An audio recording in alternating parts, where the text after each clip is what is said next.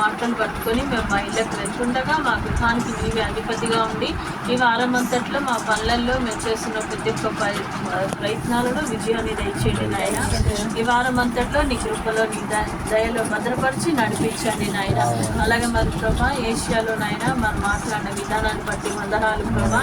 వాక్యం అనేది 2 అంచెల ఖడ్గం నాయన, అది మా హృదయాలలో నాటబడాలనైనా, అది ఎక్కడ వ్యర్థంగా ఉచ్చరించడానికి వీల్లేదు నాయన.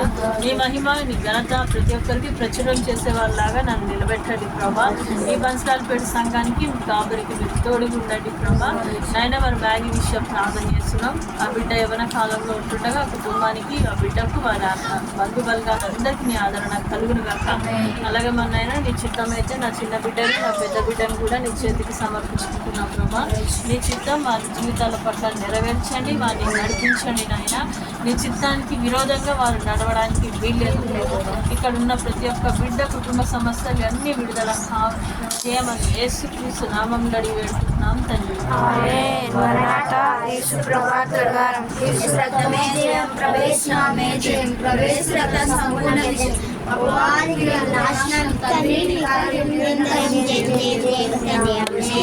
సదాకాలం సంఘానికి కూరొచ్చిన వారికి కుటుంబానికి దేవుడి ఆదరణ ఆప్యాయత దయచేసి ఆయన దయలో ప్రతి బిడ్డని ఆయన కాపుదల భద్రతలో దేవుడు నిలబెట్టి ఈ నెలంతట్లో దేవుడి కార్యాలు జరిగించునుగాక.